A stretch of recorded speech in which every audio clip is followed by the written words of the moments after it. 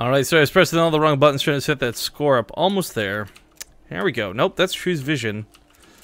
Alright, got it. Let's just see where there we go, everything's broken now. Welcome back to the Olimoleague, folks. It's the grand finals, and we're in map number 5. Now, this could very well end right here, unless somebody could turn it around. That somebody spawns in the top right corner of the map from Dead Pixels, the purple Zerg player, True.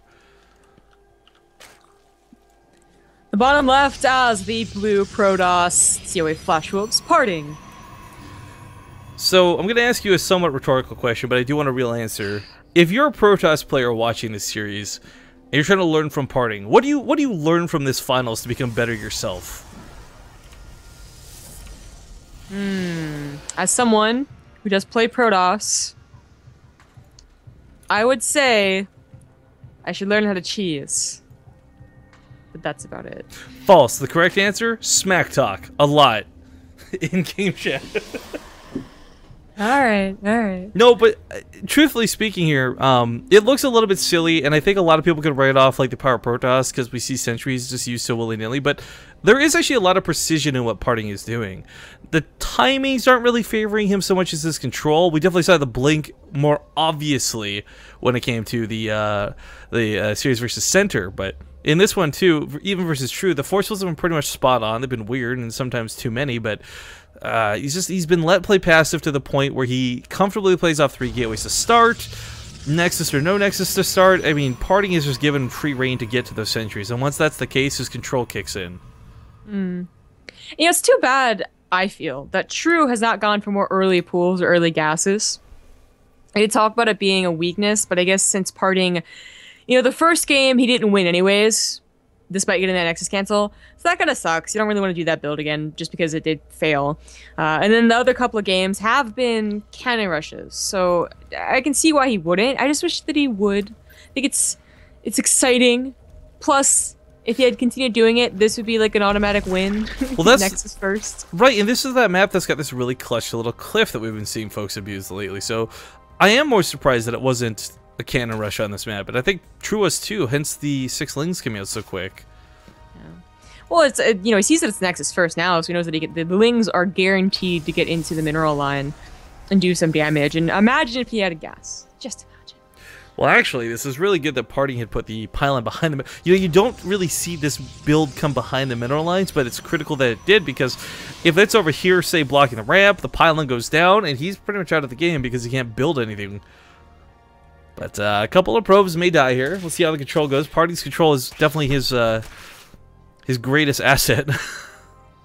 Sure, yeah. True, we're gonna start attacking the gas guys. Yeah. So this is worth it just because they're getting off the gas for it. And the lings, yes, they were expensive, quote unquote, for the beginning of the game, but True's double expanding behind this, and this is also just scouting. Like, I know exactly what you're doing.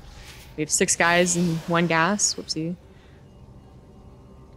Yeah. Well, the mothership core not delayed by the gas disruption. Ooh, his work is so hard. Finally gets a kill. True showed us some pretty cool ling control earlier too, so I don't imagine this gets cleaned up too easily, but with the mothership core out, it becomes less and less likely he gets real damage done. Yeah.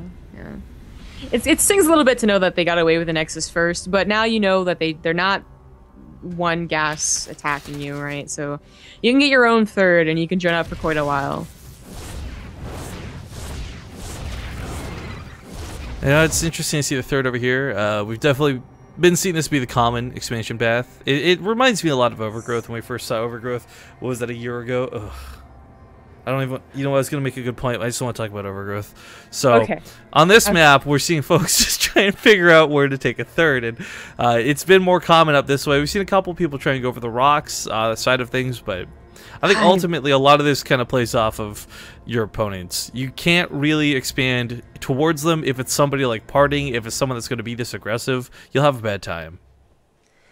The only reason I would see taking the one below the rocks is that it would take away the rocks. Like, you don't have to worry about an Immortal Sentinel going back there that you don't notice. But every other situation, I do prefer the one that True has taken a lot. Okay, the Ling just gets in there, no problem. Sees everything, yeah. No problem. 3 gateways, a forge, that's an expand. I feel, though, that's actually not that big of a deal for the way PartinG has played every game in this series. there's really nothing abnormal scouted. It would be really, truly weird, actually, if there was a Stargate down or something, but it's same old standard stuff from PartinG, and he's been making it work. And this isn't some like, schmuck of a player. I mean, True is possibly one of the better Zerg players in Korea right now. I'm not gonna go as far as to call him the best, but he is really damn good.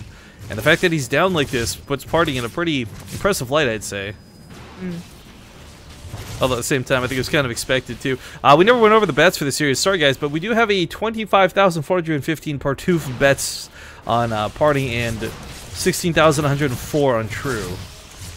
Still a lot of Partoufs. That's almost 50,000 Partoufs together. No, 40,000. It is.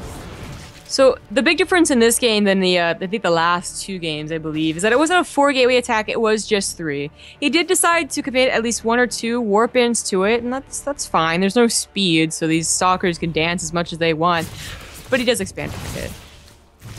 Yeah, and I wasn't quite sure if this one was going to be a fake again, but it looks like he has continued to produce a couple extra probes. Nothing too dedicated yet, but enough that he could still fake this out if he really didn't want to dedicate to it.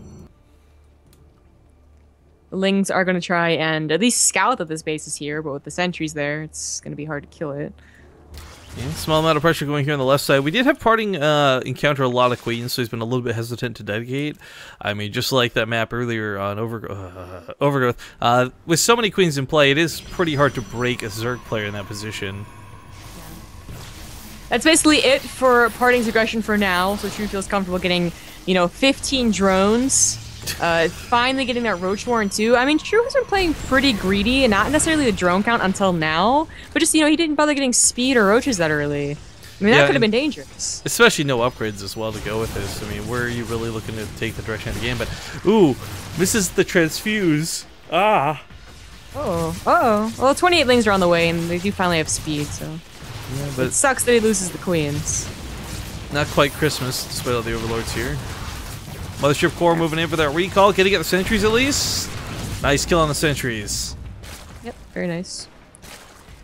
Drone count, though, not exactly sitting on 70 or 80, so... he's got enough to produce with, but I don't think this is enough to carry him to the mid-game with, especially behind on upgrades, and with PartinG going for once, nothing... Wait, what? Loose, don't you know? I don't know. Sorry, anyways, the point I was going to make was, I think this is great for the mid-game. I think True's perfectly fine for the mid-game, but as the game goes later and later on, he's going to find himself in a lot of trouble. Yeah. Well, I thought it was going to drone up a little bit more, get up to that 70, because I feel like the attack on the 3rd just isn't going to work right now. It's done, it's finished, your SimCity, there's sentries back there. You're not going to get the same attack, if you did it earlier. But he is making units now. He's just getting just a few more drones here and there. But really need to see those hydras come into play sooner or later. As he goes towards this layer tech, if it's going to be a Spire, I think that's going to be pretty bad news bears for True. And he has been pretty inclined to play Spire, but ooh, I just realized it is melee upgrades coming out again. So trying to replicate.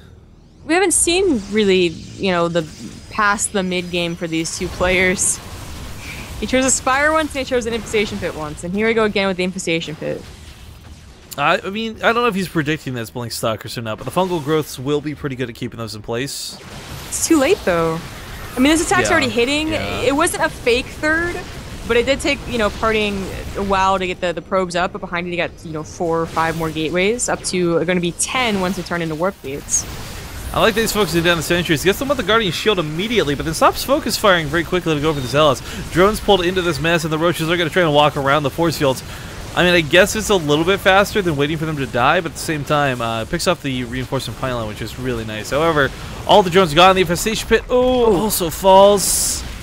Lee's starting to flood in, though. He's got 1-1 to finish up soon, but not quite here yet. Can he clean this up? If he does, is it worth it? He's down 20 workers, 46 drones in total behind this. And I think PartinG has possibly got this. I think he does. This doesn't feel like a very clean game from True.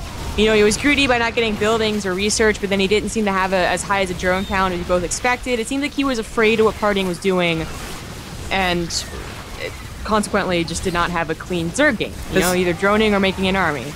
Did he have to use Blink at all prior to just this moment? I feel like that was just a lot of walking around, yeah. I mean, he had this, secret weapon ready to go, and never really got utilized. The Shrew just gets wiped off the face of the planet with it. I mean, the sentries are gone. That's a little bit relieving. Maybe the Lings are getting a little more damage done, but these Stalker numbers are going to keep building, and these Blink counts are going to keep falling back. This is PartinG's Olimoleague Finals 4-1. So neither of us were totally correct. No, but I think this was, despite the one-sidedness, congratulations to PartinG. It was a fun finals. It was an interesting finals. Not oftentimes I sit here and I watch a Protoss stomp a Zerg and go like, wow, that was a lot of fun.